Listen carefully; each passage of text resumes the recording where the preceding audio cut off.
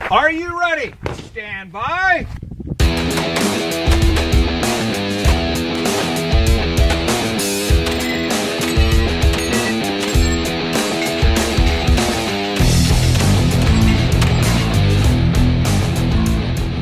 Hey there, and welcome to the Three Gun Show. I'm your host, Dave Hartman. This is episode 218 with Garrett Grover of Rise Armament, and we discuss how competitive shooting helped him make the transition back to civilian life after serving as a sniper in Afghanistan during the deadliest summer of the war. This podcast is brought to you by IWI. I just got done running a match, the Big Bend Blast and Dash. This was a 5K run and gun that you've heard me talk about on the podcast before.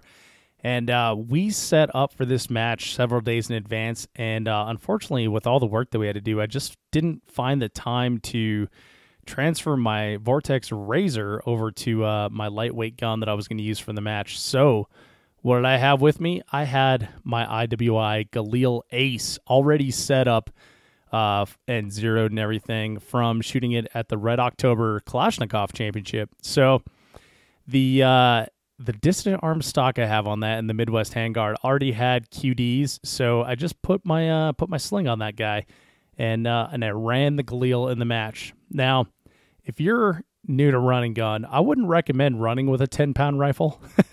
It's quite heavy to carry for the duration of the match. However, I knew it was zeroed, so that was what I went with, and I was so pumped that I cleaned the long range stage.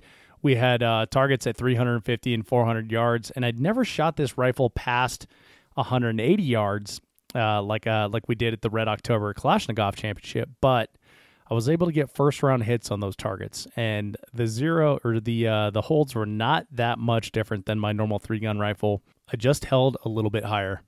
So, can the IWI Galil Ace shoot? Yes, it can shoot. Can it shoot long distance? Yeah, absolutely, it can shoot. Runs every time, too. Just probably don't run with it. You can check out IWI's Galil Ace as well as their other product offerings at iwi.us. This podcast is brought to you by Breda USA, Italian shotguns that are the best in the world. And this is a shotgun tech tip from Team Breda.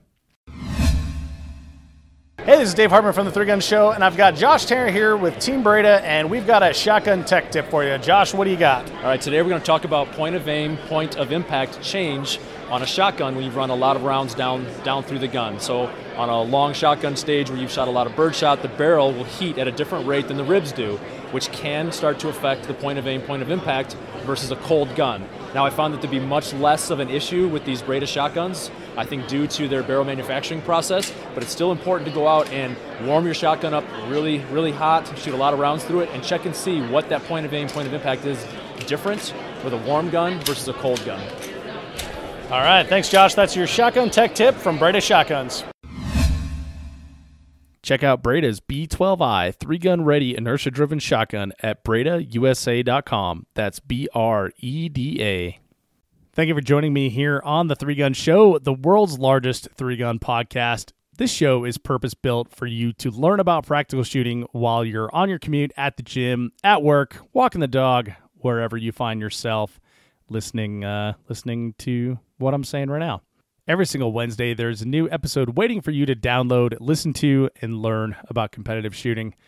Help spread the word about the Three Gun Show. Make sure to tell a friend. And find that new guy on the range, the one that seems like super enthusiastic but doesn't know what he's doing. This show will help everyone to get up to speed quickly. And share the post on social media. Text a buddy if one of the episodes speaks to you. And let's get more like-minded individuals listening to the show, learning with us, and growing the sport, as we all say that we want to do. Now on to this week's show. Garrett Grover of Rise Armament is on the podcast this week, and while we do discuss the details of what he does at Rise and how the company is growing in what many consider a bear market for firearms, the meat of our topic is how competitive shooting helped Garrett with his transition back to civilian life when he came back from Afghanistan. Garrett really opens up here, talking about the friends that he lost, how much his fellow soldiers meant to him, and what the dynamic is like when you're in war. This was a very touching interview, and it really helped me as someone who has never served to understand the camaraderie that folks who protect our nation feel for one another and how that transition back to civilian life can be very challenging. Garrett credits competitive shooting with giving him purpose and helping with that transition. So listen and learn how you can help yourself or someone you love to make that transition as well. All this and more in the Three Gun Show's interview with Garrett Grover. Garrett, welcome to the Three Gun Show. Hey, happy to be here. Thanks. It's good to have you back, man. So this is kind of like a follow-up to just a brief discussion that we had on the Three Gun Show, the Jeff Kirkwall Memorial Match live show that we did just a couple weeks ago. Yep. And I knew after the chat we had on the show and a little bit after that we had to have you back on for a deeper interview and a little more about Garrett as a man. So here we are. Oh, boy, that's scary. I know. I'm a little nervous myself, man. I'm not going to lie. Well, so to set the stage for the audience, we are in Bellevue, Washington, and we're at TriggerCon for 2018. Yep. And this is my first time at TriggerCon, and for folks that don't know, this is it's a consumer show, right? So we have a lot of vendors, the cool vendors, as I've noticed as I've been walking around in a convention hall, and last couple days has been like an industry sort of thing. We had a range day for industry and VIPs. Then we had an industry day for the show. And then today, which is Saturday, and tomorrow, Sunday, is open to the public. Yep. Right. And this is a unique format because usually shows you go to, it's like either consumer or industry. Right. And by industry, it's like, manufacturers getting together with distributors and vendors and making deals and stuff like that. So this is kind of a unique format. Have you been to TriggerCon before? I have not. I've done SHOT Show a couple of times and the NRA show. What do you think so far? I really like it. It's like, so you could probably fit 20 TriggerCons in NRA, and you could probably fit 10 NRAs in SHOT Show. So it's pretty small, but it's kind of like it's all the places that I want to go see. Yeah. All compressed down, so I don't have to walk past all the guys trying to sell me airsoft guns, and I could look over and be like, yeah, there's Vortex. I'm going to go say hi to my buddies at Vortex. I'll be back in 2 minutes, rather than having to like pack a bag and go on an excursion, to go see all the people I want to see. So it's really, really cool. I like these shows that are open to the public, like NRA and this one, because I really like talking to the people who use our products on a regular basis. It's great talking to dealers and distributors and other manufacturers, and that's awesome, and I really enjoy that, and there's a lot of opportunities that present themselves there. But getting feedback from the people who are, pulling our triggers, shooting our barrels, whatever, on a regular basis is really helpful for my role, in my job, and it's just nice to hear. And sometimes we hear something that we don't want to hear, and then it's like, hey, I need to look into that a little bit more, and maybe there's room for an improvement or something, Yeah, it's cool to get that direct feedback from the end user. Absolutely. And then you can use that for, product development, new products, or, feedback for your engineering team, your marketing team, et cetera. Yep, absolutely. When someone comes up to our table, the first thing I say, hey, how's it going? And then, are you familiar with our products? And I was actually a little shocked at how many people were in this area were like, oh, yeah, no, I've got 6 of your triggers already. Oh, nice. Or whatever, Yeah. I kind of figured nobody would know who we were up here, but I was wrong. A lot of people do, but still there's some people that are, no, tell me about it. And so then, get to talk. Well, you've spent some time personally up here in the Pacific Northwest. So this is the second time that I've been to Washington. And the first time I've been up here professionally. Last time was for a family trip or something like that. So it's interesting to see the shooters, the faces, and the companies that are dedicated almost to this area. But on the same token, like you're from Oklahoma, Rise Armament, which we're going to talk about in a moment. You work for us from Oklahoma. We've got Double Star that's like from Kentucky, and Vortex from Madison, Wisconsin. Like there's places all over the place that came here. Yep. But there is a large portion of the people that are at TriggerCon that are from the Pacific Northwest, like Oregon, Washington, Idaho, etc. Yeah, I mean, Idaho's getting, I guess, in the West, but it's cool to see that culture. You know, I love traveling around and seeing like the different microcultures of firearms and competitive shooting around the country. Right. It's like when we were in Minnesota a couple weeks ago, you know, everything was JP and Obsidian. And now we're over here and everybody's Fortis shooting. And Rainier. Right. It's really cool, but you know, and there's still some overlap because JP is here too. I think. Did I see their booth? Yeah, JP's here. Hyperfire's here. Yeah. I got to hang out with Ben from Hyperfire a little bit. I sure do like that guy. Yeah. It's cool. He's hilarious. Yeah, but and I was telling you before the show, I got that picture, and I'll just tell everybody else. I thought it was pretty cool, that picture with me and Ben and the British guy from CMC, and we all got a picture together just to 3 trigger companies right in a row. Yeah, just to kind of show some unity in the industry. Yeah, cool. Yeah, and that seems to be like the atmosphere here too. Like at SHOT Show, you know, everything's so spread out, and there's so many different companies in between everything that it's like you know, it appears to be, and it's not, but it appears to be like the Vortex camp is over here, the Loophole camp's over here, or the Mossberg camp's over here, or the Benelli camp's over here, you know, that kind of thing. Yeah. Like everything's so segmented where this is like it's tighter, right? You know, there's less space in between everything. Like you said, you can navigate the whole show in just a few minutes, and it's cool. And then all the stuff that's happening after the show's over. Yeah. You know, when everybody packs their stuff up and leaves, they've got all these events like that thing we went to last night. Yep. That dinner, that was really cool. And so to fill in the audience in on that one, it was a VIP party, right? Sweet, it was pretty good barbecue that you can find outside of Texas. I'm a little partial on that one. Yeah, I mean, it was acceptable. It wasn't bad. And it was at an exotic car rental place. So they had like a Ferrari Testarossa in the you know, like old school cool in the showroom. Outside they had the Audi R8. There was a V10. They had a Mercedes-Benz AMG something or other. I always forget what the heck it's called. Yeah, I'm not a car guy, so I don't know. Oh my god. So trust me, it was cool. Yeah, they were nice. I was like, oh, that's a cool car. Oh, the doors open up instead of out like normal doors. Yeah. It must be worth a lot of money. Yeah, exactly. Yeah, you always can tell when the doors go up that adds $100,000 to the price of the car. Yep. And they had like a Lamborghini. I think it was an Aventador convertible. The AMG Mercedes thingy that's like the SUV boxy looking thing. They had a really sweet Humvee. Yeah, Humvee too. Yeah, I mean, there's all kinds of cool cars there, but they cleared out a lot of them to have space for all the people. Closed down the parking lot, had music and stuff like that. You know, drinks and food. It was pretty cool. Cigars, yeah. There was like a cigar bar kind of thing.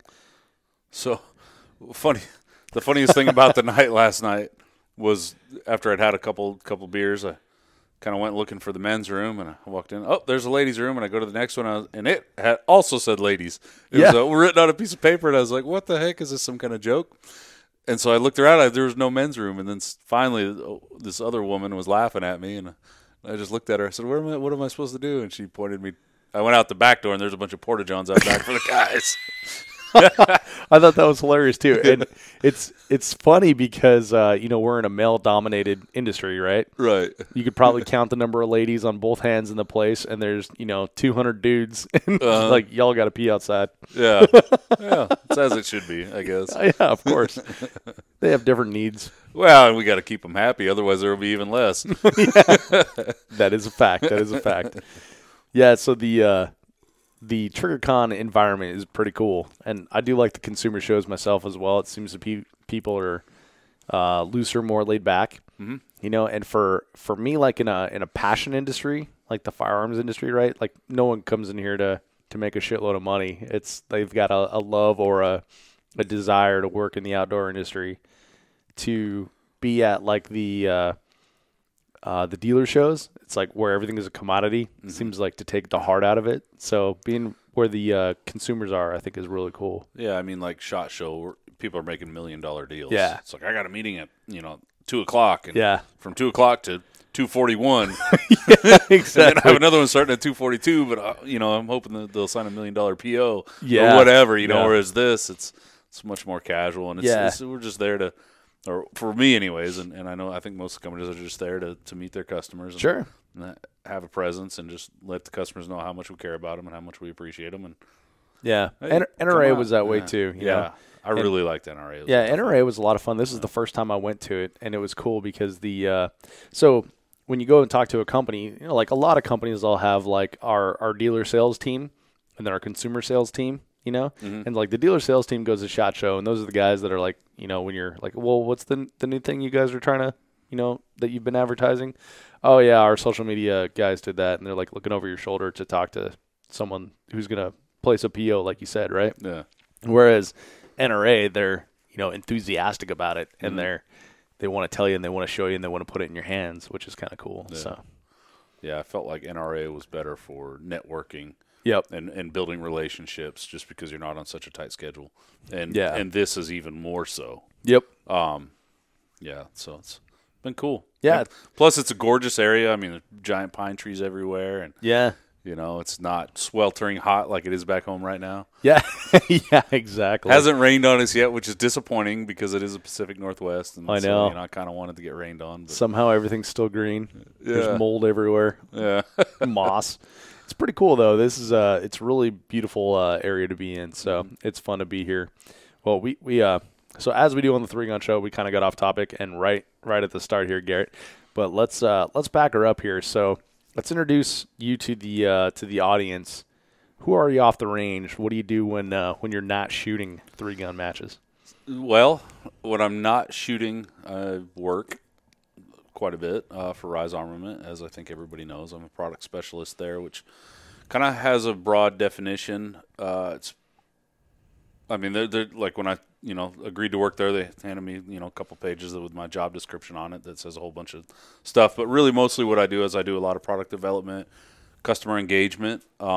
Just going out and talking to people and seeing what they want, what they like, what they don't like. What would you like to see us build? And letting people know about Rise and the products that we offer and the services that we offer and why we're a good company. I do a little bit of sales stuff, but not really. It's just, I kind of back up the sales team. Right. We get, a phone call about something and, I don't know. And so they come get me and I come out of my office because I don't have a phone in my office. Walk out of my office. That's awesome. How'd you get that? It's great. They've talked about putting one in there. I'm like, no, I don't need one. I'm good. I don't think you can fit a phone in here. Yeah. Probably couldn't because I've got gun parts laying everywhere. I'm like a mad scientist. That's awesome. Every square inch of surface area is covered with gun parts. It's great. So, and I get to tinker a lot and just kind of figure out what's going to work and what our next project should be. Do a lot of research. Yeah. I scour the internet for information and make phone calls and talk to people, and that's mostly what my job is. I mean, it's pretty great. That's pretty awesome. Yeah. So a few years ago, I went to the 3-Gun Nation Nationals, and this was 2015. It's just a couple months after I started the show, and Rise was there because it was at Tulsa. Yep. So I talked to one of the guys, and for the life of me, I can't remember who it was because there's been so many people I've met in between. But Rise, he told me it was a machine shop that started as like a what am I trying to say? Like a general machine shop. They did work for the oil fields. Am I correct on that? Yes, that is correct. And then they started building AR-15 parts for other companies, and then decided we should do this for ourselves because this is so much fun, or we're liking it so much. Tell me how much of the story I got correct on that. So I've only been working for Rise for about a year. Sure. So I don't have 100% of the story, but pretty much what you said is pretty accurate. And the person you probably talked to is Chris Barger. Okay. Who's still, he doesn't work for Rise anymore. He and I are still good friends, though. He's doing his own thing now. And if he's listening, Chris, hi. I hope to see you soon.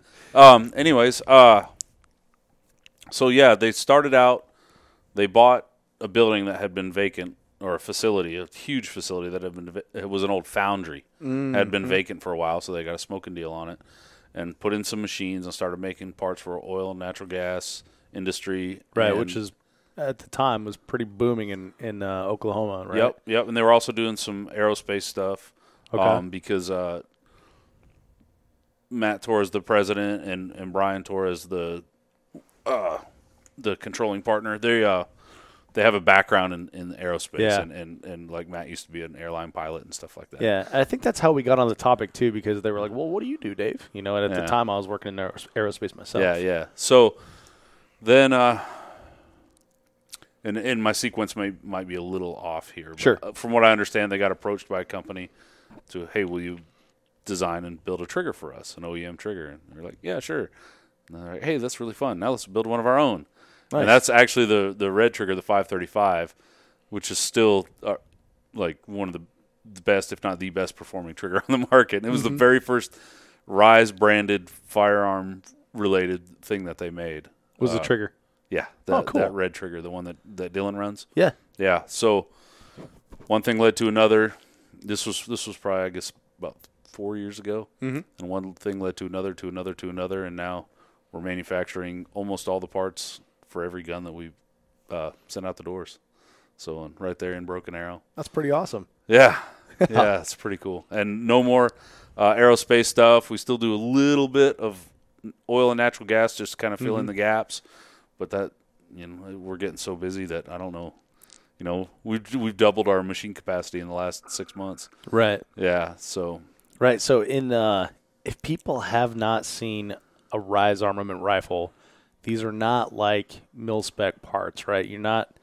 It's not like what you would expect if you popped open the Eugene Stoner, history book and you looked at like a forged receiver, right? Yeah, no. Like these are very unique. There's unique machined features and everything. It's got a sweet Scorpion logo. Yep. Right? Yep. Everybody loves that Scorpion logo. Yeah, it's pretty sweet. And it's very distinctive too, so it sticks in your head. Yeah, definitely. Our receiver sets are 70-75 billet aluminum. We machine those right there in Broken Arrow. Our handguards are 60-61 billet aluminum, which we also machine there. And they are our own pretty unique, distinctive design that from across the range you can be like, oh, that's a Rise gun. Yeah. And, for sure. And they are really cool. We're real proud of them. Yeah. I'm trying to think. So we do our own barrels. And if you've seen any of the groups that Dylan or I have posted online or any other people, our barrels shoot lights out. We've got a compensator that we make our RA701 comp. That's really, really effective. The Truth About Guns did a compensator review, I don't know, a couple of years ago, I guess. Yeah, I've seen that one. Yeah, and we were one of the top ones, which was really cool because the compensator was one of the first products that Rise came out with, right? After the original trigger. So I think by the time this will come out, I'll have it installed on the rifle and tested and shot and everything. But you gave me one of those to throw on the Project Galil, the IWI Galil that I'm gonna be shooting for Red October. Yep. So I'm totally pumped to shoot that. It's gonna be a good time. Yeah, I'm looking forward to the range report. Yeah. So I've it's a 5.56. It's a 1 to 7 barrel. It's same thread pitch as an AR-15, but it's in a different package. So yeah, I'm hoping it'll calm that thing down a little bit. It should.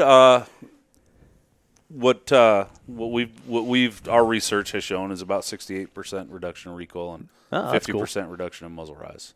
On one of our guns. So sweet. I'm sure it won't be any different with your Galil. Yeah, that'll be pretty cool. We'll see. It's going to be fun, man. Yeah, I'm excited to make that thing a race gun. So what kind of trigger is in those Galils? Obviously it's not a AR drop-in trigger. No, it's a proprietary something in there. It's not an AK and it's not a AR. Yeah, it's a Galil. Right. Does anybody make like a sweet aftermarket trigger for it? So ALG makes a trigger for it, and they sent one out. But after I got it, there's some question on whether it's going to fit the 5.56 because it was made for the 7.62. So that remains to be seen. And I didn't get a chance to pull that apart before I came out here, and I don't think I'm going to do that until after Rocky Mountain. So still a couple weeks away from figuring that one out. Yeah. So Yeah, But cool. yeah, I'll let you know. Yeah. When is that match again? So that one is that is October. October 6th. October 6th and 7th, I believe. In not Tulsa. You're in Tulsa.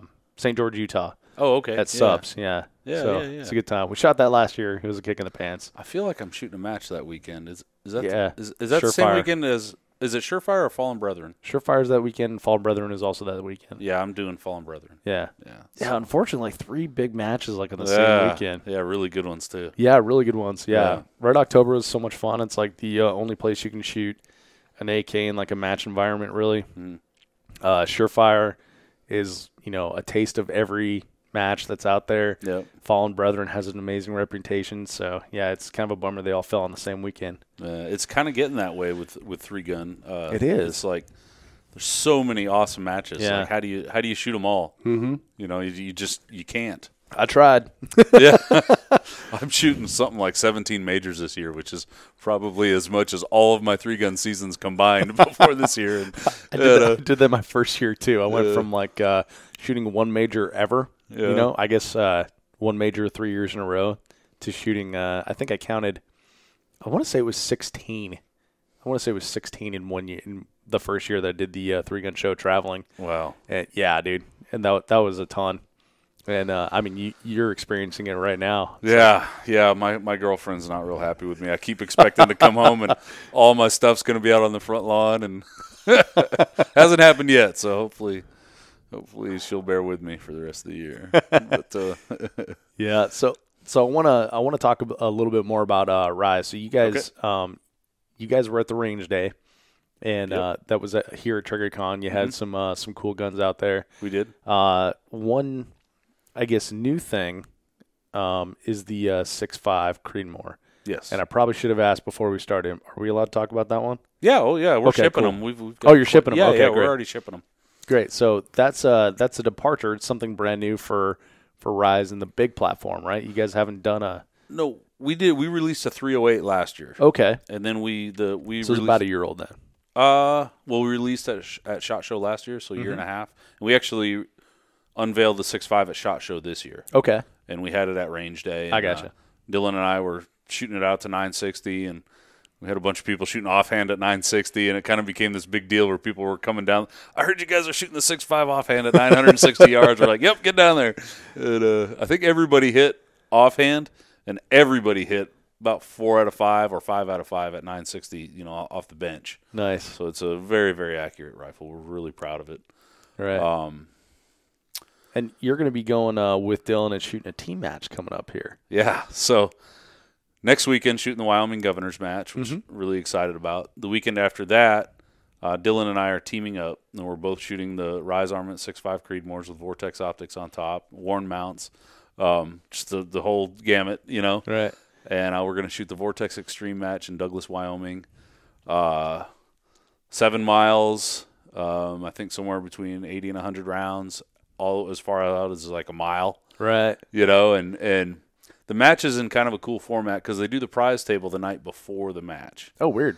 Yeah, so they do. I think it's a random draw. I think that's how they do it, but all the prizes are pretty much the same. Mm-hmm. So you're not really competing for prizes anymore. Right. It just becomes about doing the event and camaraderie, and it kind of takes some of the stress out of it, which is good because neither Dylan nor I are mountain climbers. So we're kind of counting on our motivation and good looks to get us through. Oh, if Dylan's your partner, you're in trouble. Man. Oh, I do. Well, he does have kind of a cute butt, I guess. Anyways, so yeah, looking forward to that. Another gun that we have kind of done a soft release on, and I hope I don't get in too much trouble for talking about it, but we're going to do an official release here in a couple weeks. But okay.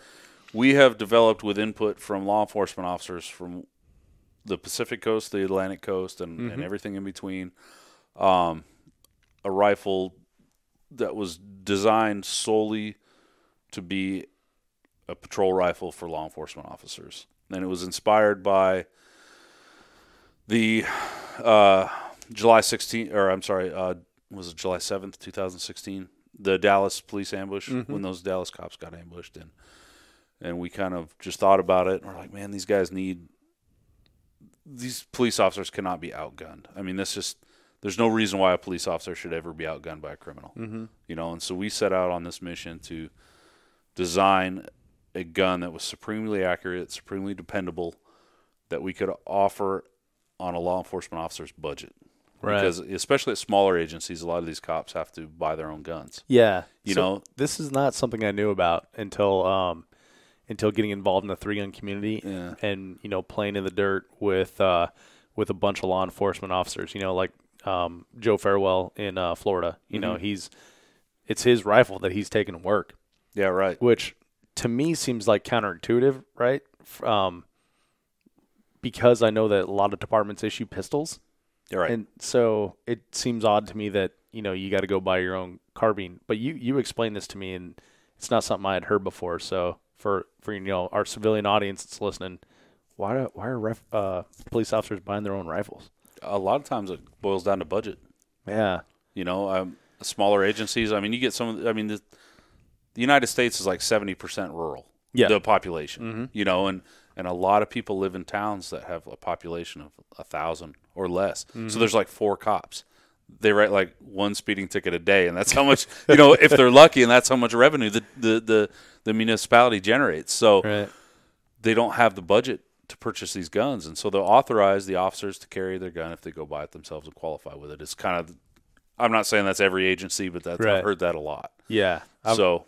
And that's something I hear repeated quite a bit. Is like you said, especially in rural areas. Yep. So we came out with a gun. We are using, it's still a match grade barrel. It's our CB16 barrel with a mid-length gas system. It's a 223 Wild 1-in-7 twist 416R stainless steel fluted barrel. It's the same barrel that I shot out to 600 yards at the Missouri 3-gun championship earlier this year. Dylan and I shot out to 800 yards with it at SHOT Show, or 840 actually.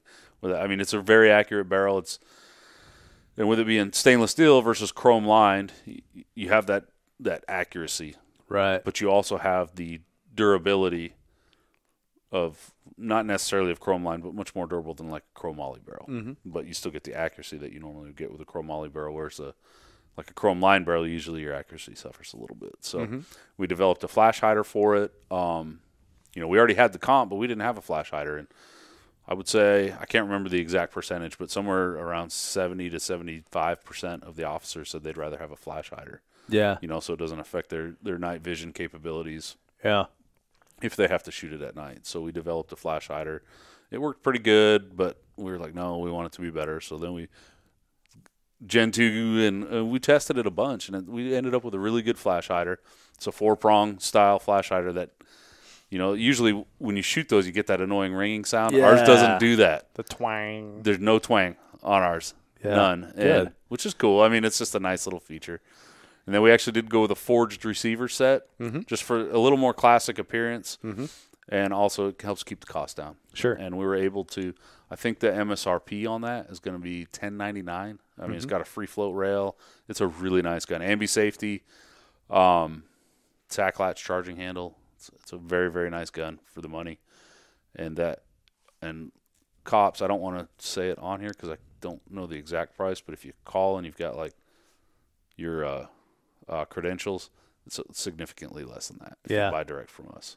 That's awesome. So that way, you know, you can, and we're actually partnered up with Vortex too. We're going to have an add-on where you can get a Vortex Crossfire with it for quite a bit less than you could normally probably find it for. We're not trying to make any money off that. We just want to get it in the hands of officers, you know. Well, and Vortex is a huge supporter of law enforcement too, and they offer, you know, significant discounts with credentials and through various distributors, and so it's cool to see you teaming up with you know, companies that are both supporters. Yep. So I got to shoot this rifle at range day, right? Yeah. Yeah. So I think you shot it, and you shot the 315. I did. Which is our 3-gun rifle, or a kind of competition. Yeah. So I enjoyed the aspect of the law enforcement rifle that you have. And the fact that it's not like junk, right? And not calling any company out specifically, but a lot of times you'll see those, photos of police officers, going into, hostile environments or whatever, and they're carrying like shit. Excuse my language, but we've all decided that like free float barrel is the best, right? Yeah. And we've all decided like, on a 16-inch barrel, mid-length gas is the best. And the A2 flash hider can have, it has good capabilities, been proven for a long time, but there's significant upgrades that can be made. So, like, you made all those upgrades. You, like, free-floated the barrel. You did a mid-length gas system, The extended handguard, 13.5-inch handguard, fluted the barrel to remove weight from the end. For, if you have to shoot 2 guys or whatever, 2 targets, for faster transition so you don't swing past your target, remove some weight off the barrel end of the gun. Exactly. And it's accurate, and so it's cool to see that whole package put together in something that's dedicated specifically to, people that protect us while we sleep. So yeah, that was the idea. So far we're already getting a lot of interest in it, and even just today we got some interest in maybe some export stuff for it. So very cool. We'll see. My boss doesn't even know about that yet. So nice. You better tell him before this airs. Yeah. Yeah. So it's cool stuff coming out of Rise. Yeah. It's exciting. We had a record year last year, and we've already matched last year. Nice. This year. So that is in what a lot of people consider to be a down market for firearms. Mm-hmm. So how is Rise succeeding in, again, what people consider to be a down market for firearms? So for me, I think it's about building personal relationships. Uh-huh. I'm going to use Vortex as an example again, just because I think those guys are awesome, and they've done a really good job of building relationships with their customers and building customer loyalty. First, you have to have a good product that people want, but you can make the best product in the world, and if you're a complete asshole, nobody's going to want it. It's true. So a lot of it is just being out there, getting to know people, getting to know your customers, shaking people's hands, getting involved in events like the Jeff Kirkwood Memorial, which we sponsored, and we're sponsoring the Wyoming Governor's Match. And another thing that we've done that has not only helped us, but has helped, like in my speech or in my presentation I did yesterday, that's helped our fellow Americans is one of kind of Rise's core values is to give back to our community. And so we partnered with Folds of Honor on a couple projects, and we've raised, I'm not sure the dollar amount, but it's pretty significant for that organization. And Folds of Honor provides scholarships for the families of fallen and wounded veterans. Oh, great. So, and things like that. And I think that's a big part of our success. I think people in the gun industry right now, they respect, it's not about buy a barrel and I'll give you a free compensator. Right. It's not about that anymore. It's about, hi, my name's Garrett. I'm the Rise Armament. Would you like to shoot my rifle? Yeah. Things like that. I think it just seems to be working for us. So making those connections like one at a time. Yeah. It's like town hall meetings and, and old school campaigning. Yeah. Yeah, it really is almost getting back to like the old school, right? Where for a while it was just the big corporations and we bought whatever crap they churned out, right? And not necessarily in the firearms industry, just like in the market as a whole. And I see a lot more people going back to like niche sort of things. And driving around here in Bellevue, you've probably noticed that there's a shitload of Teslas around here. And while you don't necessarily know the guy who's building your Tesla, Elon Musk is like one of those images and those personalities that people see and they enjoy like the innovation and what the company stands for. And they respect him as a person. Yeah. And so they want to support his exactly. product. Yeah. And what you said about like people going more to, back to like the niche, whatever. And you see it like in the food industry even. Yes. Not just in the firearms, but in the food. Like, yeah. People are eating less fast food and going to more like mom and pop type places, and farmers markets are starting to become like a thing again. We went to a place this morning for breakfast with the folks of Vortex Optics, and it's called the Waffler. And sounds awesome. It was amazing. their whole shtick is waffles with stuff in the middle, like a hamburger kind of thing, right? That sounds pretty cool. It was pretty sweet. So they're on their menu, locally sourced honey, locally sourced syrup, locally sourced berries, locally sourced chicken, and a couple of them had like what farm the item came from, Oh, that's cool. I went to a place for dinner with Ruben and his family when we were in Wisconsin. Ruben Alexson from Vortex, for those that don't know. And their thing is, like, you can drive within an hour and get all of our ingredients. Wow. Yeah, and they know the name of the pig that you're eating, And so I think they're Charlie, you're so tasty. Yeah, Charlie, you're delicious. But I think you're right. There is like that movement for people to know like where they want a story, right? Mm-hmm. And in the presentation, you guys had a video, and you have like a lot of the guys that work in your shop in that video, mm-hmm. and so people can see the guy who's punching the numbers in the CNC. And out comes the receiver, and out comes the handguard, and stuff like that. So, and I think in this industry, it's something that Noveski did really well. Mm-hmm. Vortex Optics definitely doing it really well.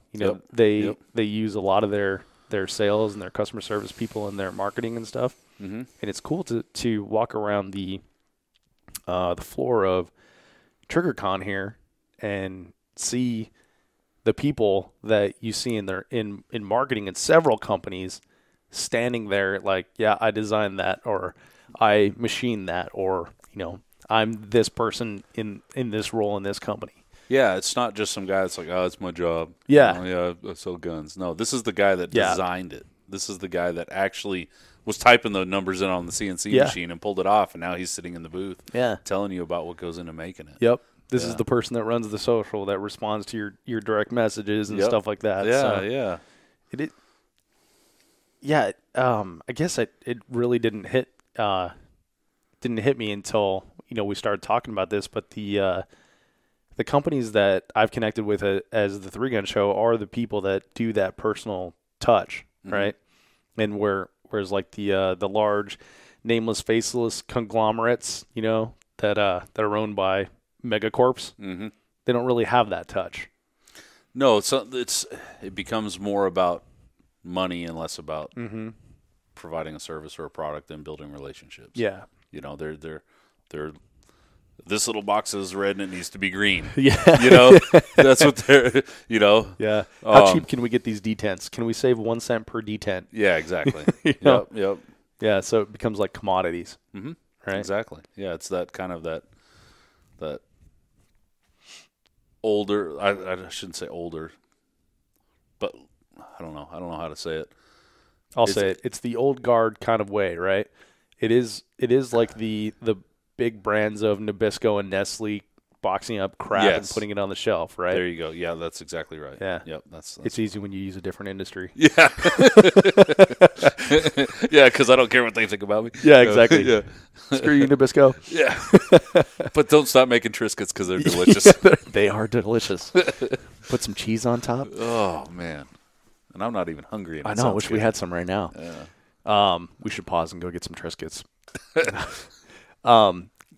So Garrett, if you can look forward for Rise, like say, a few years down the road, 5 years down the road, something like that, what's like the overall vision for the company? What's your goal in influencing where where Rise takes their marketing and their sales and their image? I'd like to see us continue to grow our product line, grow our customer base, obviously. I'd like to see us be a household name in the firearms industry, not a little boutique.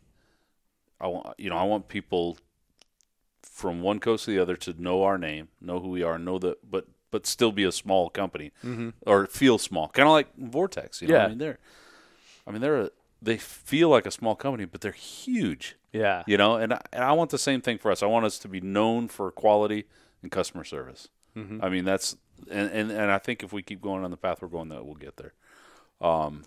Continue to grow, continue to hire more people, continue to grow the industry, to get more people into the shooting lifestyle, I Yeah. guess, for lack of a better term. I know these are kind of generic, like broad answers, but I mean, really, I can't say that I have a pinpointed goal.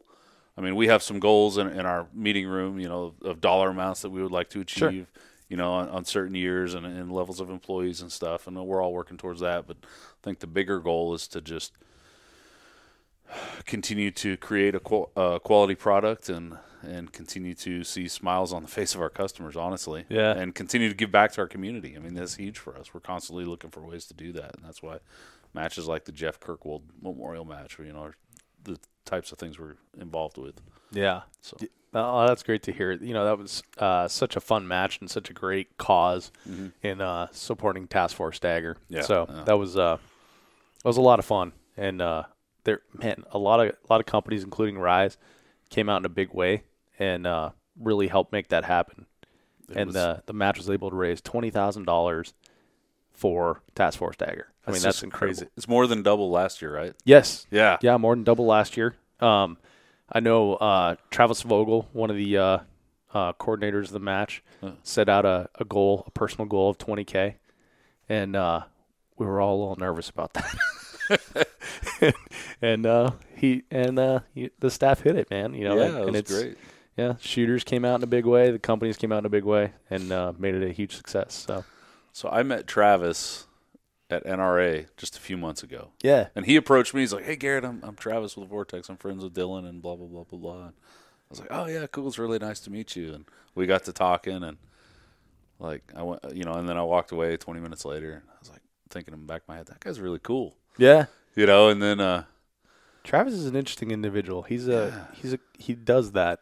Yeah, he just very personable. So then I went back over there later that day, and by the end of the show, we were hanging out, and then I saw him again a couple weeks later in Nebraska, and went to dinner. And I was like, dude, I really like this guy. I'm really glad that he introduced himself to me, and now, I consider him to be a good friend. Yeah. And even though he lives, 1,000 miles away or whatever. Yeah, it's amazing how the three-gun community does that. Like you create friends like all over the country, and then these matches end up being like little micro reunions, right? I see my three-gun friends more than I see my friends at home. That live a couple miles away. Yeah. Yeah. Well, you and I were talking about doing the show, and I was trying to figure out, okay, when can we get on? We were kind of comparing schedules, right? Yeah.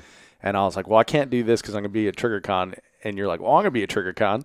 Like, okay, we'll do that. And then we got to talking about the Wyoming, or not the, it was the Vortex Extreme. Uh-huh. And you're like, you going to that? I'm like, no, I'm not going to make that one, but I'll be at the governor's match. And you're like, I'll be at the governor's match. So I'm going to see you again here in a few days. Yeah. Yeah, we're gonna be so tired of each other. I know, man. I'm gonna go back to Colorado. You're gonna go back to Oklahoma. Then we'll be in Cheyenne for the governor's match. Yep. Yeah, it is funny how that happens though, and you see the same people all over the place, And when I was younger, people always said, it's not what you know, it's who you know. Mm-hmm. And I think a lot of people repeat that in a negative way, of like maybe so-and-so has success and it's not like because they deserve it, it's because they know someone, But I think a lot of people that we know together, mutual friends, not going to call anyone out because I don't want to embarrass them, but they have this ability to make connections. Like, well, you would like Garrett. Garrett, you should meet Dave, that kind of thing. Yeah. And, well, you guys should talk because you have this in common or something. And then people make those connections and then they end up sticking. Right. And with Three Gun, it's very similar because we have all this love of firearms, of competing, of, traveling to matches and doing our best. And then the shared experience of getting through this match, right? Mm-hmm. And it ends up binding our culture and making us closer. And then, we create these relationships and they last for years. Yeah. And it's periodic over like a month. You have 2 days this month and then 2 days this month. And then next year you have, and it just continues, to grow like that. It's, and then you add in, so what you're saying is 100% true. And then you add in like the social media aspect. Yeah. In modern technology where we can talk like every day. Yeah. Nowadays, you know, and it doesn't even require me to pick up the phone and call. You know, I mean, I can just text so and so or get on Facebook and you know, LOL on their little whatever, you know, that they just posted. And, yeah, exactly. And I mean, I have just met some of the coolest people shooting 3-gun that I would have met otherwise. I mean, people that I consider now to be really, really, really good friends. Yeah. Yeah, I have as well, and it's been amazing. And I have the blurring of work and play, you know, kind of thing, and like work and social life kind of stuff. And I always try to keep those really separate, and with, you know, select individuals that I would hang out with outside of work. But in this niche, in this industry, it's very hard because people are so cool. You want to spend a lot of time with them, you know? It's like, hey, let's go out to dinner after spending the whole day together. Yeah, exactly. Yeah, we had earplugs in all day. Let's go, you know, to a noisy bar and have a burger, you know? Yeah, so that camaraderie built is very unique, and it's something that you and I have discussed in the past, and I can't remember if it was during the live show or if it was shortly after, but it was the day of the live show we did for Jeff Kirkwell Memorial Match, and I want to get in that topic because so you have a military background, yes, right, and my perception from interacting with people that have been in the military is that there's a large sense of teamwork and camaraderie in the military. Am I correct in that? Yeah. I mean, that's probably an understatement. Yeah. Okay. I mean, tell me more about that, because I'm a civilian and I don't have a huge background, so explain it to me. So it's, especially if you've been to combat, I mean, it truly is a brotherhood. I mean, we all took an oath, you know, to defend the United States of America, the Constitution, all, you know, all that stuff. And to defend each other, and like, especially, like I said, especially if you've been in combat. I mean, these are guys that, you know, man, I hope breakfast is good because this might be our last meal, you know? Oh, really? Yeah, before you roll out on a mission. And it's like, high five, yeah. And for me, like, my job, I was a sniper, you know, and so I had Patrick Tippins was my partner, you know, because in the Army, snipers work in 2-man teams or 3-man teams, depending. We were in a 2-man team, and so he was like the guy that, yeah, he was responsible for me, and I was responsible for him, and you know, we just built that bond, and you build that bond with all the guys that you served with, and even if you can't stand them, you're like, I would take a bullet for that person in a second. And really? Yeah. So, and that's so yeah, it's a. I kind of forgot where where the question was. I kind of got off on a tangent. So I asked you to explain the where the camaraderie comes from. Oh, yeah. Because from my perspective as a civilian, like, you know, you have a conflict with someone at work, and it's like, F that guy, you know, he's dead to me, right? But you know, it's engineering. You know, it doesn't matter. In the grand scheme of things. So I don't have like a context. And I know a lot of my listeners are civilians as well, so. Yeah, well, and so where does the camaraderie come from? It just comes from those shared experiences. And it's like, I mean, there were guys that I didn't like in my unit, but when we rolled out on a mission, I mean, it didn't matter. We were brothers. Right. You know, or sisters. I mean, we had some females that rolled out with us too, you know, and there's not a single one of them I wouldn't have taken a round for if I needed to, you know, and I know they would have done the same for me, and that's just, you know, kind of how it is.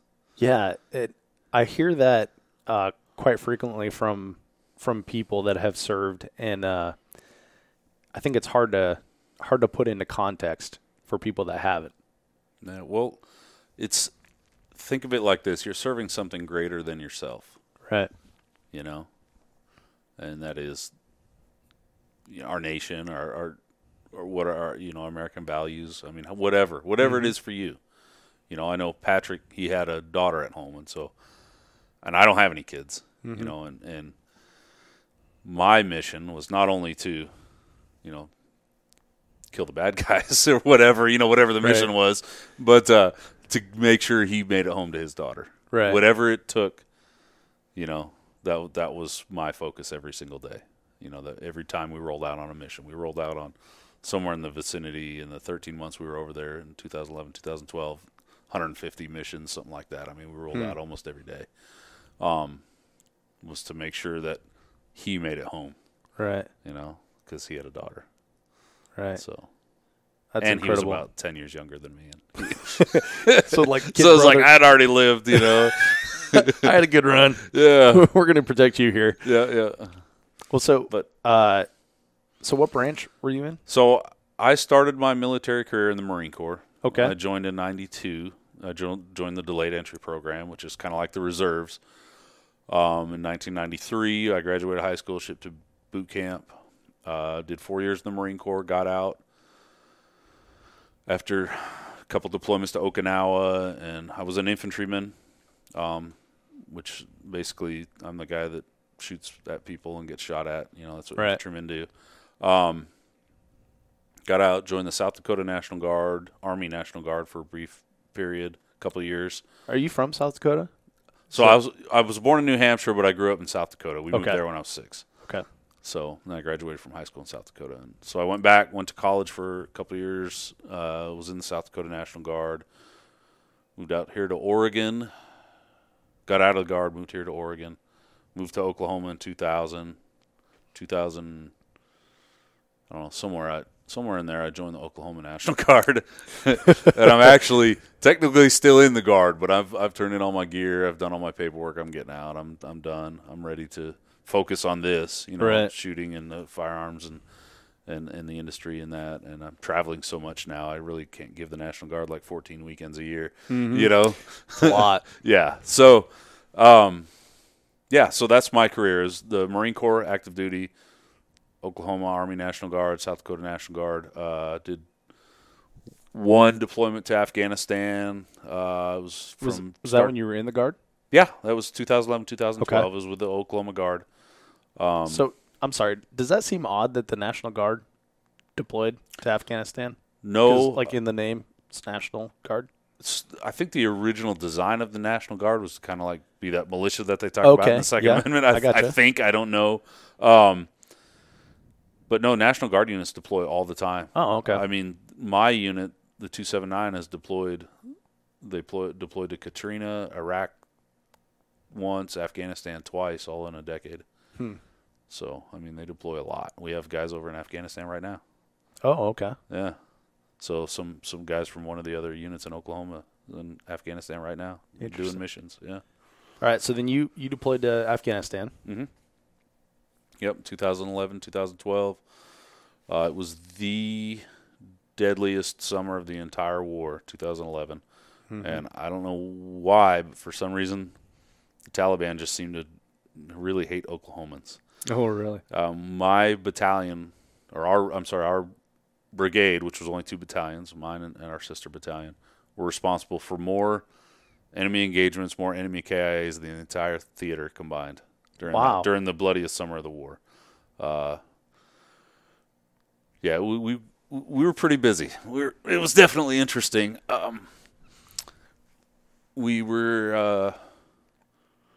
My battalion lost 10 soldiers in the first couple months, including one of my very best friends and my original sniper partner, Chris Horton, and my former squad leader, Kirk Owen, and then 8 others. I lost them within a month of each other, so that was a little rough. That was kind of a tough month. But, yeah, so got through it. And, I don't know. Don't know what else to say about that. I mean, it was definitely I can say in my whole life. So I'm 43 years old. In my whole life, you know, you never really know. Man, am I on the right path? You know. Yeah. You know, where is this going to go? But there was that chunk of time in my life, even though it was absolute hell, and getting shot at all the time, and your friends dying, and you know, I mean, seeing the horrible things that you see in war. At no point for one instant did I ever doubt that I was doing exactly what I was supposed to be doing. And in fact, I even tried to extend for 3 more months to stay there longer with the unit that relieved us, and they wouldn't let us because we had just had such a rough deployment. So they didn't let anybody stay.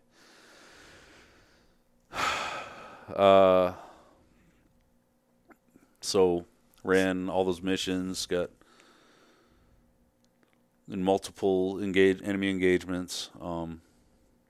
I don't know, that we necessarily need to go into details, but well, you know, so drop bombs, shot bad guys. I mean, it is what it is, you know. Right. And that's fine. We don't need to get into details, but the part that I'm interested in is what you said. You felt like you were doing what you needed to do, what you were supposed to do. Right. So what's that feeling like? You know, like how did you know that this is my focus? This is where I need to be. This is what my calling is. It's like I said earlier. I was serving something greater than myself. Okay. You know, I was thinking about my family back home. You know, my brother and his little boy and his wife and my mom and my dad and you know all the people that I cared about and that I was keeping evil in evil's backyard rather than letting evil come into our backyard. Right. And you know, I mean, everybody has their own opinions on war, and I don't know. For me, it was the right thing. I was doing the right thing, and I never doubted it for a second. So when they wouldn't let you re-up and stay for another 3 months, what was that feeling like? It was disappointing. You know, I felt like I had unfinished business.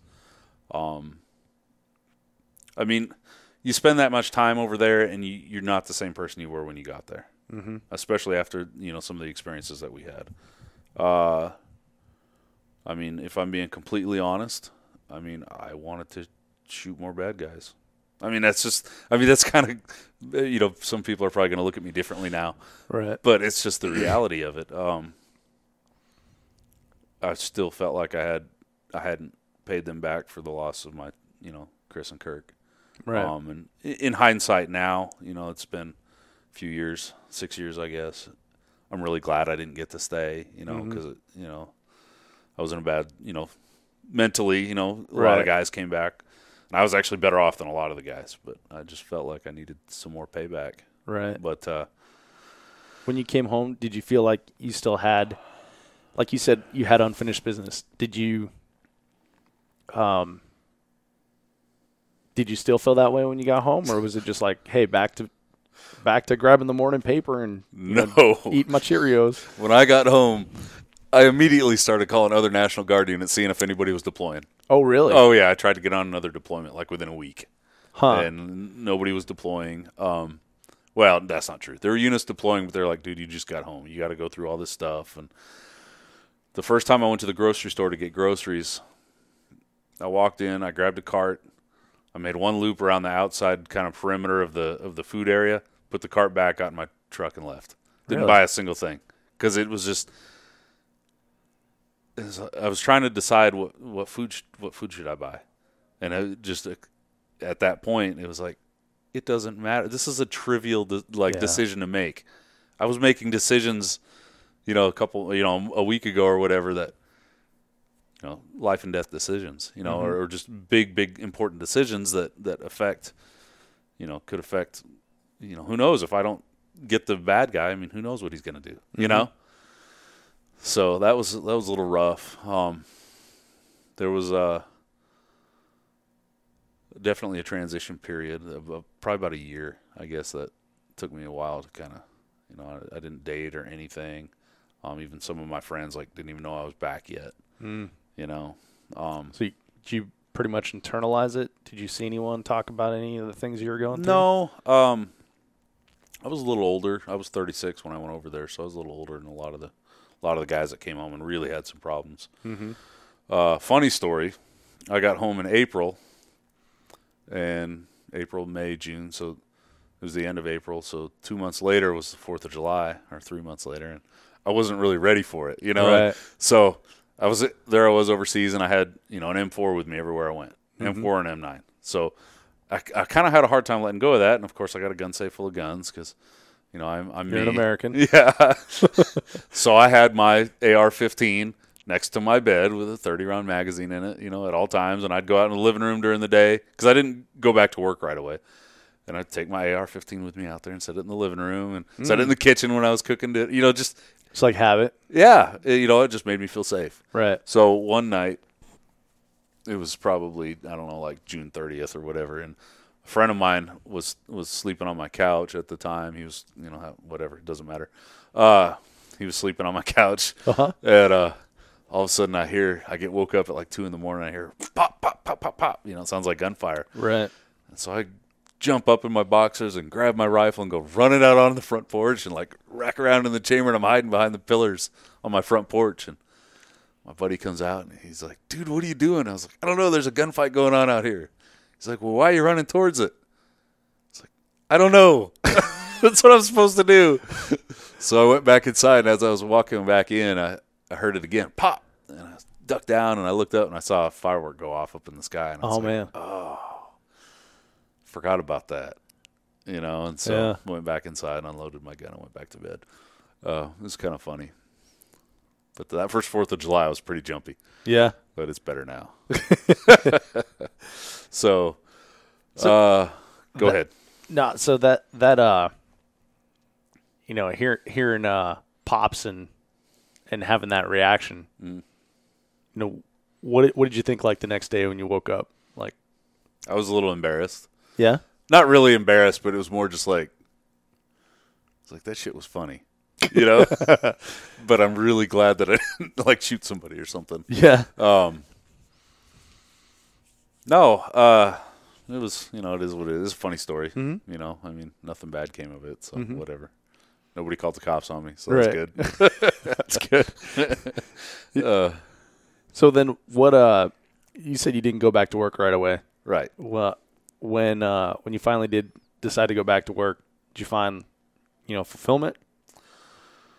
No, I actually, so I had been a police officer, and I was a reserve officer, and I went and worked one shift, and I was just like, God, this, you know, just, I went out and, you know, did a stop, and as a cop, you know, you're always on edge, because you just never know, this could be the stop, you know, the one that makes it on the news, and after that one shift, I was just like, I am done, I'm tired of, like, the constant threat of violence, and so I turned in my badge and commission card, but my chief was like, man, I've been doing this thing where I, like, go, like, sit with these families that are visiting with their kids that are going through a divorce, and you know, you could be a visitation supervisor. And I was like, that does not sound cool at all. But what the hell? So I went and did one. And that was actually, it was cool. But, you know, it wasn't fulfilling necessarily. Yeah. But it was cool because I got to set my own schedule and I got paid cash and, you know, whatever. But Allegedly. Taxman might be listening. Oh, yeah. It was volunteer. We didn't get paid. Yeah. I mean, I got paid in hugs. There you go. Yeah, but no. So I guess we'll just go right into it. So my best friend Chris Horton, or one of my best Chris, who was killed over there, he was a competitive shooter. He had a bunch of sponsors. Black Bullets International, USSA. He had several. I think Magpul. He had a bunch, and he was a USPSA guy, and before we deployed, he drugged me out to a GSSF match. Yeah. Yeah. Those are fun. And I was like, oh, this is pretty cool. So we had gone to the range, and he's like, dude, you shoot pretty good. You should shoot competition. I was like, man, all those bullet golfers are a bunch of you know? It's not tactical. You know?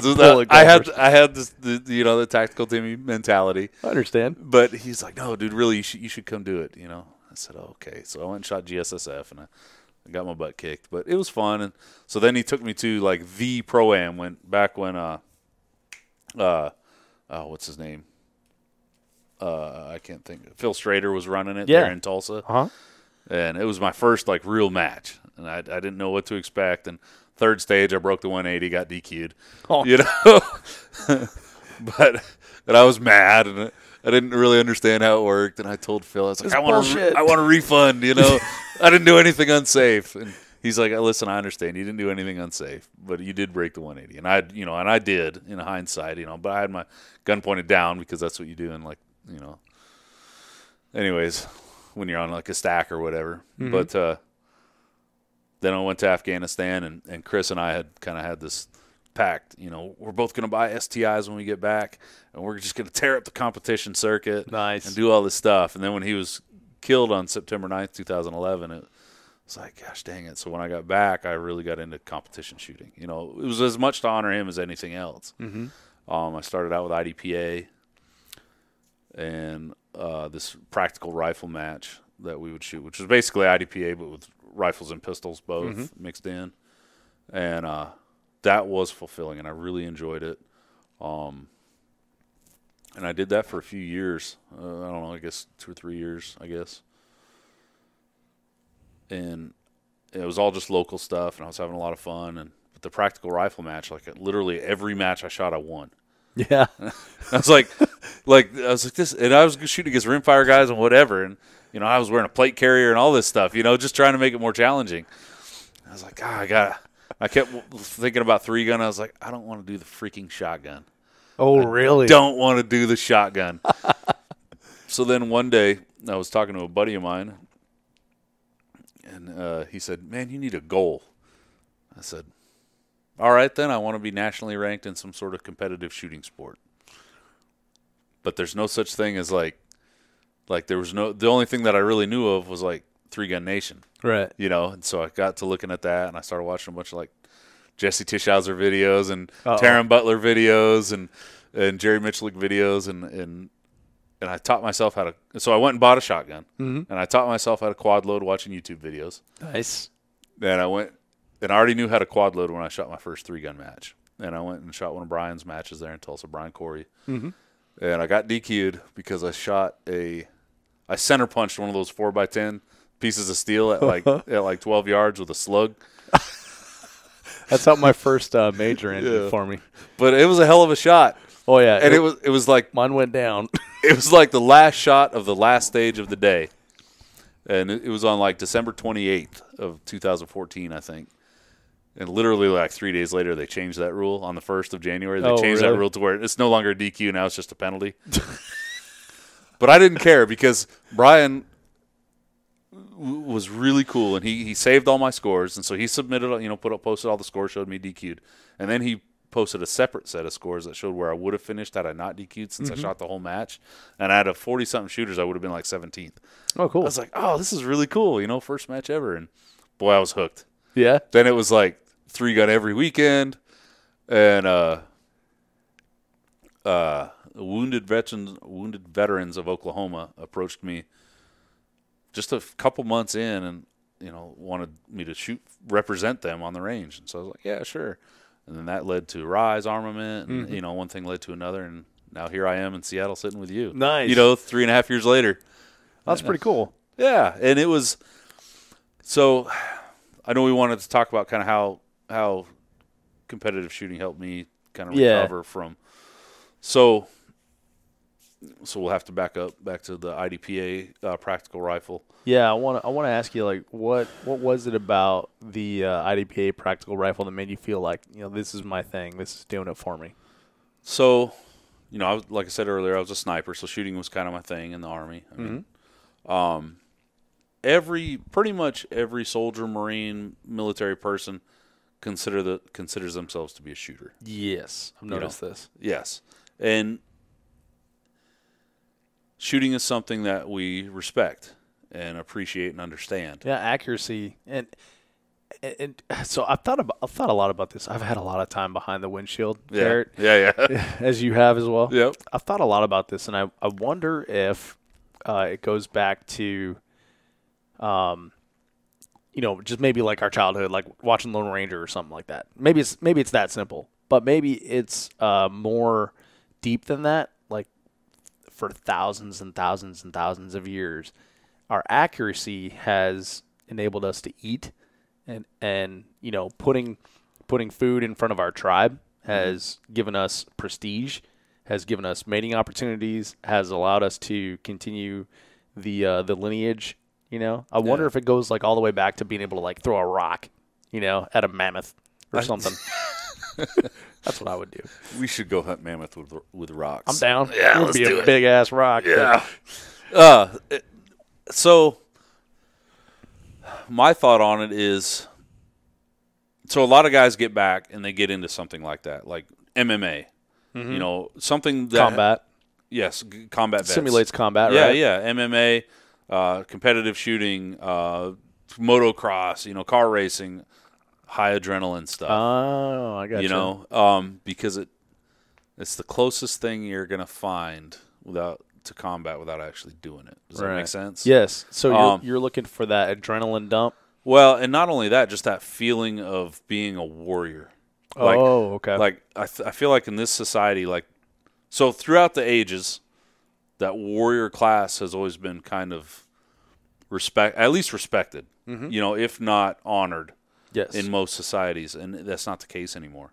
I mean, even in the military, and this is part of the reason why I'm getting out, even in the military, like, there are not a lot of soldiers that are true warriors. Like, they have that warrior spirit, that warrior mentality. And I've met a lot of people in 3-gun who've never served that are, you know?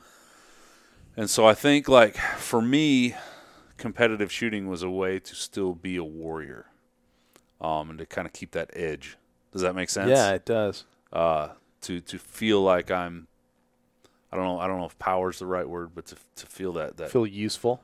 Useful, and just to be a warrior, basically. Because we're not tribes fighting each other for a chunk of land that has a herd of deer living on it. Right. You know? But I still feel like we have that drive to do so. Right. And that's why a lot of us compete. I mean, how many competitive shooters do you know aren't A-type personalities? Yeah. You know? Yeah, I know. Well, and to take it back to where we started our story initially, TriggerCon, right? Mm-hmm. A lot of people want to place like you can't be friends with Ben because Rise makes triggers and Hyperfire makes triggers, right? Yeah. And so there's that whole like warrior aspect of that, like business is war kind of thing. You know, we want to apply war and dominance to everything that we do. Like football that we watch on television is literally the allegory of the gladiators. It's modern gladiators. You know, Absolutely, we're drinking Bud Light instead of eating bread, right? Yeah. So our society, our humanity wants to apply war to everything. Yeah, I agree completely. Driving. Yeah. For me, talking about like Garrett and Ben can't be friends, because they both work for high-end trigger manufacturers, whatever. But I don't feel like the war is between Garrett and Ben. The war is between us as the 2A lifestyle against the people that want to destroy us. Yeah. And so that's why I'm always like going to all these other manufacturers, and I'm always like at least trying to build a good rapport and shake their hand and just let them know that I respect them and appreciate them. Right. And hey, let's try to push each other, just like on the range. I mean, at a match, Ryan Reed is a great example. Do you know Ryan? Yeah. Yeah, he's just the greatest guy. Really like him. He's a good dude. We push each other. He almost I think he's beat me every single time but once. But I know if I was pushing him and my gun went down or whatever, he'd be like, "Hey, you want to borrow mine?" Right. Yeah. Yeah. It's kind of, and I feel like in the industry, it's the same way. Yes. I mean, yeah, we're all competing, but at the end of the day, we all have the same goal. And that's to grow. And it's like we were talking about before the show started. Rather than growing my piece of pie, I want to grow the whole entire pie. And so. Yeah. But from an outsider perspective, they want to put that on you, right? Yeah. Because our monkey brains we want a winner. We want to see a fight, Right. We want to see like the two biggest chimps go at it, Of course. And that's like and that's what we're talking about with like you said, the warrior mindset. Like our society applies it to everything. So 3-gun being your warrior outlet, right? Or I guess practical shooting in general, because you started with IDPA. Yeah. Now, we were talking about the camaraderie that you experience in the military, right? Yep.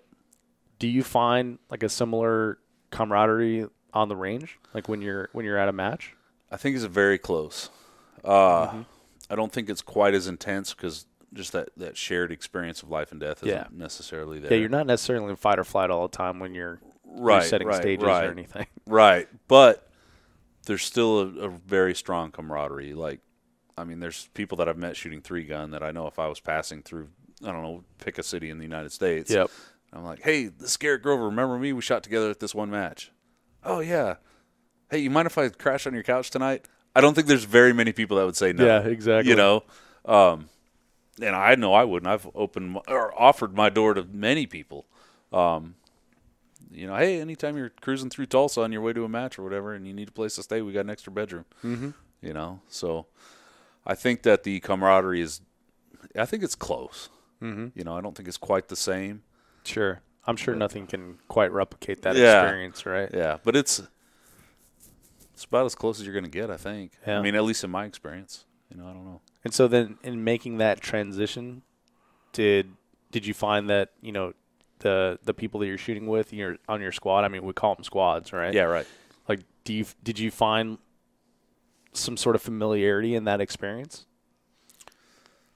Or maybe it helped you make that transition? Well, yes. So familiarity. So, like in the military, you've got your platoon. Mm-hmm. You're not going to necessarily like everybody in your platoon, but you respect them and you put your life on the line for them. But you always find that little core group of guys that it's like, okay, these are the guys that I go to the bar with, and these are the guys that, when I go out on a mission with, this is who I want to be with. And those are the guys that reset. Yeah. So, in 3-gun, and I wouldn't say it's cliquish, but, there's a little group of guys that you try to always want to squad with because they're your friends, mm-hmm. and and like you said, they help push you, right? Yeah, right. But there's been matches I've gone to where I didn't know a single person on the squad, mm-hmm. and I got there, and by the end of the first stage, we were already talking shit to each other, So yeah, it's just like the military in that aspect. I mean, the personalities are the same for sure.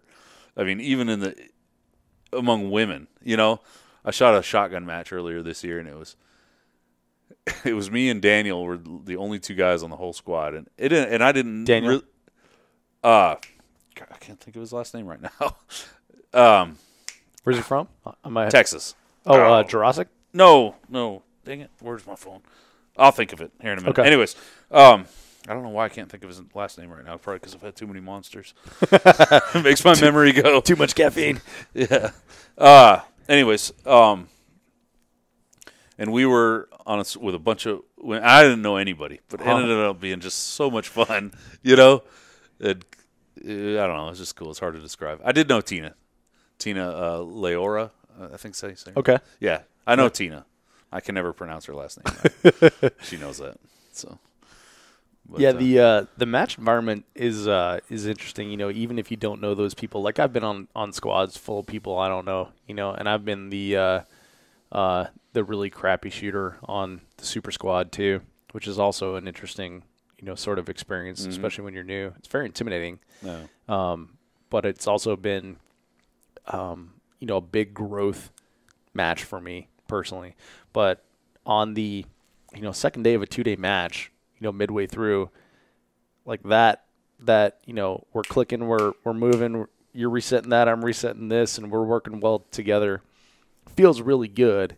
Giving each other a hard time feels really good. Helping each other with stage plans feels really good. And I often want to replicate that from the first stage on the first day when everyone's like afraid to talk to each other. Mm-hmm. It's like, I don't know if that guy's going to be cool. That guy, kind of smells funny, that sort of thing. And I wonder if that's why we get cliquish as 3-gunners, because like I know going in that I can have a good time shooting with Steve and Jim and Bob, so I want to squad with Steve and Jim and Bob because I want to replicate that second day atmosphere where we're having a good time and joking around and throwing clay pigeons at each other on the first day. Mm-hmm. So I think about that a lot. And I've been critical of several people for squadding together all the time. It's like, well, you never can get on that squad because, they all squad together. But it's because I'm jealous, I see like how much fun they're having and stuff. It's like, I want to be a part of that, Yeah. So it's pretty interesting, the dynamic that comes from being on a squad. And if you're shooting inclement weather, then you kind of have like that sort of like we survived kind of thing, Yeah. When you're drying out at the end of the Sunday Sunday part of the match. Yeah. So what I do when I get on a squad and I don't know anybody is I try to make a joke about myself like right off the bat. Like during the stage brief for the first stage, I'll try to like crack a joke and like elbow somebody that I don't even know and just be like, or make a comment about something real super smart assy. That sometimes it works. Most of the time it works. Sometimes I'll pick like the old guy and he'll be like, whatever, Shut up, dude. I'm listening. Yeah. Yeah. I've done that quite often too. And a lot of times it falls flat. I'm like, okay, this is going to be a long weekend. Or I'll just wait until everybody who shoots, on that first stage, I don't care how crappy they do. Man, you burned that thing down. Good job. Well done. How long you been shooting? Or that's another thing that I'll do just to try to break the ice and get conversation going. And usually by the end of the first stage, or at least the end of the second stage, we're talking shit to each other. And, it's pretty awesome. Yeah, and that's the fun part too, right? Mm-hmm. And it's that like siblings argue a lot, they fight a lot, but do you have brothers and sisters? I have a brother. You said brother. Yeah. Older, younger? Younger. Okay. Did you pick on him? Oh gosh, a lot. That poor kid. Now, if someone picked on him, what'd you do? Nobody picked on him because they were scared to. Exactly. And that's the cool part of it. When you, especially in, like you said, with all the Type A personalities, when you start like, it reminds me of like sled dogs, like nipping at each other, or something of that nature. And my brother and I were the same way. Like we fought a lot, but if anyone ever, and my brother is 2 years older than me, if anyone ever came around to pick on me, they had Jeff to deal with. So there's that sort of atmosphere as well. But I find it interesting, just as like a student of the human dynamic, watching squads happen and stuff. And so it's interesting to see your perspective coming from, something that has so much more meaning to it than, a score on a iPad. Or more than just a hobby. Yeah, exactly. Yeah, and like you said, fighting for something greater than yourself and life or death truly on the line. Well, and I've taken that fighting for something greater than myself and kind of applied it to 3-gun, in that I feel like the 2A community, for lack of a better term, the gun lifestyle, whatever you want to call it, is under attack. All the time. I think anybody who listens to the show will agree with me. Mm-hmm. And, for a lot of people, I get criticized for not talking about political topics on the show, but it's for the exact same reason that you just mentioned. Like, they all agree with me. Yeah, there's no reason because we all, we all agree. Yeah. But, so, I mean, we're kind of serving our own cause that is greater than ourselves by shooting 3-gun and by getting out there and representing the 2A community and participating in it is kind of the same. It's a replacement. It's the same concept. I mean, in my mind, I'm still defending the Constitution, especially the Second Amendment. Sure. I look at it as a peaceful exercise of my Second Amendment rights. Yeah, absolutely. And it's keeps me sharp and proficient in the function of my firearms and manipulation of my firearms, my accuracy, my marksmanship. I had somebody ask me today, and it was actually one of the other Rise guys. It's like, do you think that? I mean, I know all these 3-gunners can shoot pretty well, but do you think like if there was a war that like somebody invaded us that they would actually be pretty useful? Like, well, there's a lot more that goes into like fighting than just shooting. But I can tell you, most of them can shoot. Like Dakota Overland can shoot better than any other soldier in my unit. So as far as the shooting portion of it, they'd be pretty useful. Obviously. Yeah. You're going to have to tell them where to shoot. There's a lot more which direction, teamwork and tactics and all that sort of thing that goes into it. But yeah, if for guys, and this is kind of I don't know if it's off topic necessarily, but for guys who are like currently serving as a police officer or military, and I'm a firearms instructor as well, and I encourage all my students to shoot competition. Like, well, why? I mean, that'll teach you bad habits. That'll get you killed. Like, horse shit. If you already have, like, a good tactical mind and you understand, like, not to stand in the fatal funnel, not to stand in a port, blaze away like an idiot at a bunch of targets. You know, you can take things that you learn in competition, weapons manipulations, shooting under pressure. Other than real combat, there is no greater pressure than standing at the line, making ready, knowing that Jerry Michalik is watching you, and knowing that there's prizes on the line. That is the most stressful thing that I can think of, other than when the targets shoot back. You know, so for guys who are still serving, competitive shooting is a great way to perform your weapons manipulations, your draw, whatever, shooting, rapid, accurate fire, target transitions, all the stuff that goes into shooting, while getting as close to replicating that stressful environment as you can. You know, I've been to a bunch of schools and shooting schools and training, and nothing even comes close to stressing me out. Really? As much as knowing that Jerry Michalik is watching me, you know, and knowing that I just spent however many dollars in gas, however many dollars for a hotel, and I kind of would like to pull something cool off the prize table. Not that prizes is why we do it by any means. But it does help. You know, it helps cover some of the expenses and stuff. And it's a small symbol of your achievement, right? Yeah, right. Yeah, and you know, and it's just that A-type personality. I want to do good. Yeah. You know, and that goes back to what we were talking about. It's like you want to, you know, win the war and bring home the treasure, right? And I really one of my goals for the next 12 months is I want to beat Dylan easily at a major match. Yeah. I'm taking him down. No, Dylan and I talk just about every day. He's been a great mentor for me. Yeah.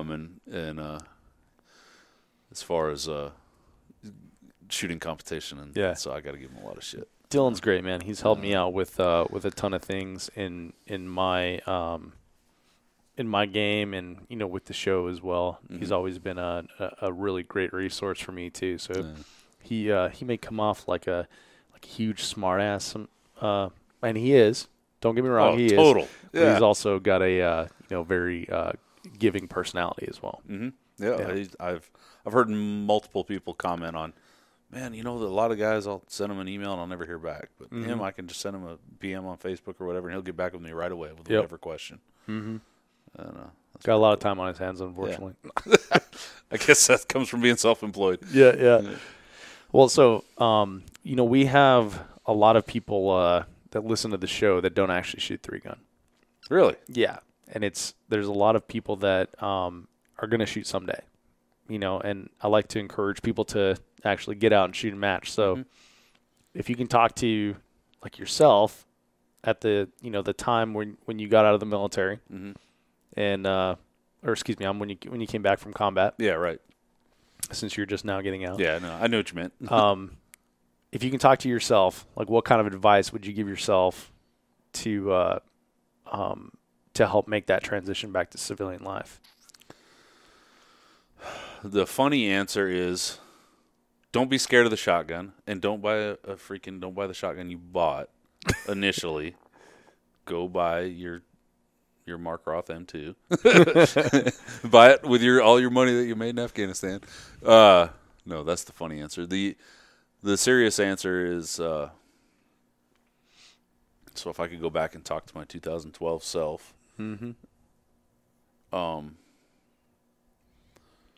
find something to stay focused on, you know, sooner. And I didn't even really touch on this earlier, I don't think, not that I remember, but you know, shooting 3-gun was also I had a goal in mind. I started to talk about it, and then I didn't really go anywhere with it. Military people tend to be goal oriented. Yes. And so that objectives, right? Right. Accomplish the objective. Yep. And so move on to the next mission. It was a goal for me. You know, I think I told you I'd set a goal for myself to kind of earn some sort of like national ranking in a shooting sport or whatever. And so I picked 3-gun because 3-gun Nation at that time, you know, was doing all that stuff, and I think they still are. But anyways, so if I could go back and talk to myself, my 2012 self, as far as shooting goes, you know, I would just say stay focused. Don't lose sight of your goal. Work hard. It's not going to happen overnight. I know you already think you're a badass because you've done all this stuff, but get ready to get your ass kicked by some 15-year-old girls, because it's going to happen. And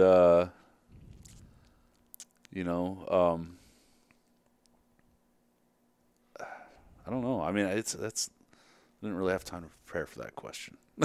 No, I totally understand.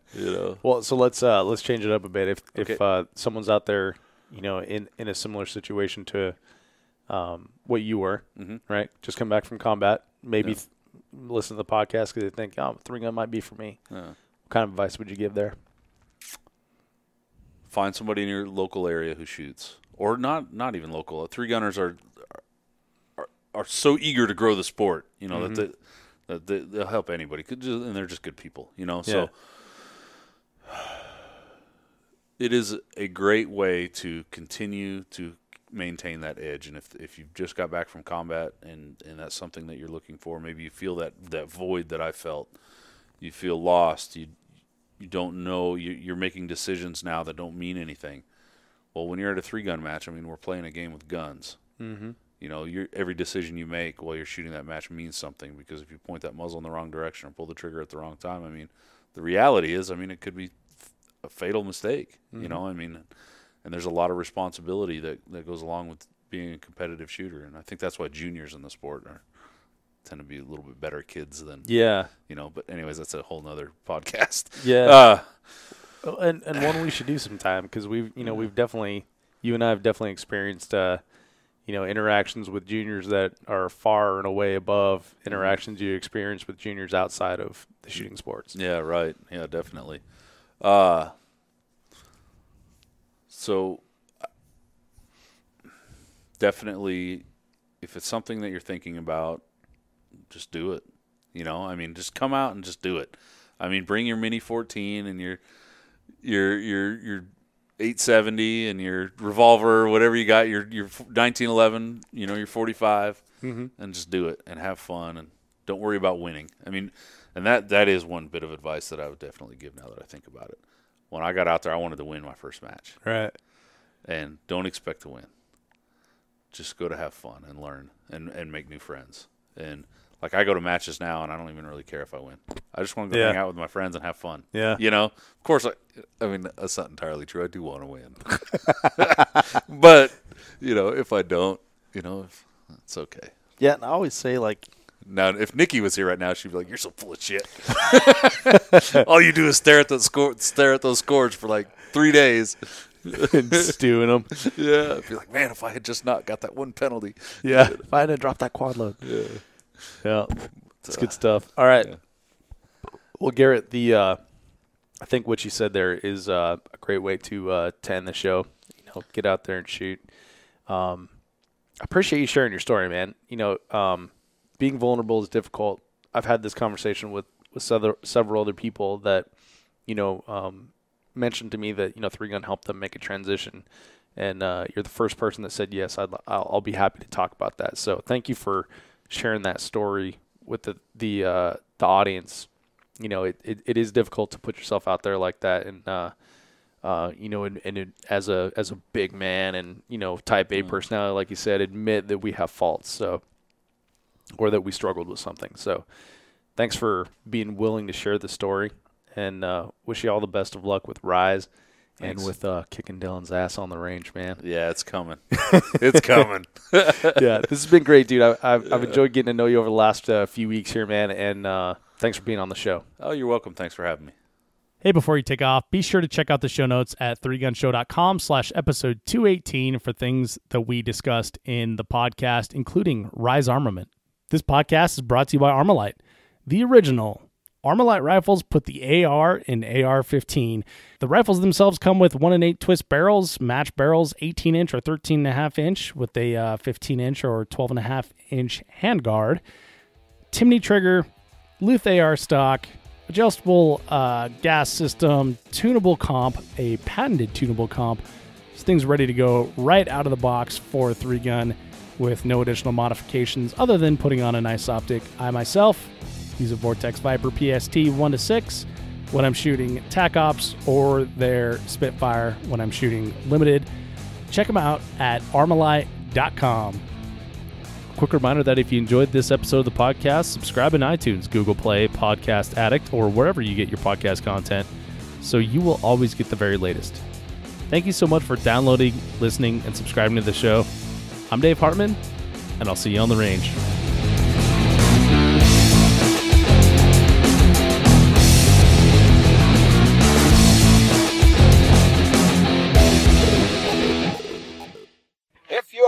Finish, unload, show clear.